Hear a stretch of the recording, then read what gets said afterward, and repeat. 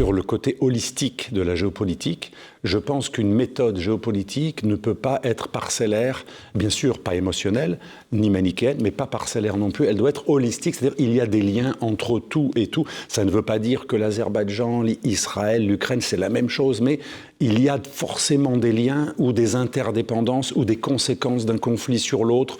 Le fait même que l'on parle plus d'un conflit fait que l'autre est oublié. Les pauvres Arméniens, par exemple, c'est un petit peu l'exemple le plus flagrant aujourd'hui. L'Europe est en voie de déclassement.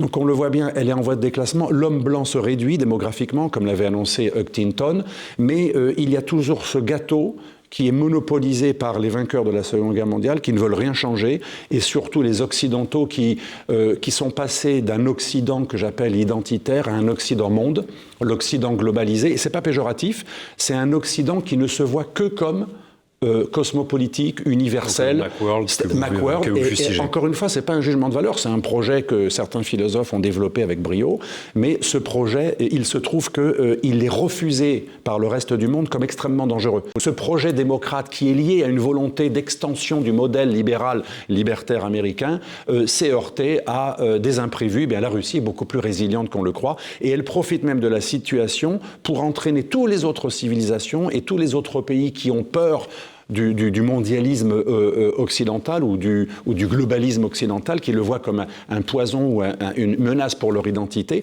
Eh bien, il est en train de rafler la mise et d'avoir un énorme appui. Il faut s'appuyer sur l'Ukraine pour affaiblir la Russie. Ce que disait son maître, Brzezinski, Zbigniew Brzezinski en 1997, disait « L'Ukraine, c'est ce qui permet à la Russie d'accéder à la mer Noire et à l'Europe de l'Ouest. Sans l'Ukraine, la Russie n'est plus un empire européen et n'a plus accès au Rhineland, le fameux Rhineland. Donc il faut absolument couper l'Union européenne de la Russie. Chose réussie depuis la guerre en Ukraine. De ce point de vue, les Américains ont bien joué, mais moi je dis uniquement à court et moyen terme. Je pense que l'Amérique est très résiliente, contrairement à l'Europe, qui à mon avis est dans la pire situation, parce qu'elle est en zone d'apesanteur géopolitique. C'est ce que je dis dans le livre sur le chapitre Europe. Hélas, dans le chapitre Europe, on a été un peu moqueur, on a parlé de Bisounours-Land, mais surtout d'Ojni, objet géopolitique non identifié. L'Europe est en apesanteur géopolitique, tandis que l'Amérique a quand même une véritable élite, même si l'Amérique est travaillée avec une montée du wokisme, du Black Lives Matter, avec des problèmes internes énormes.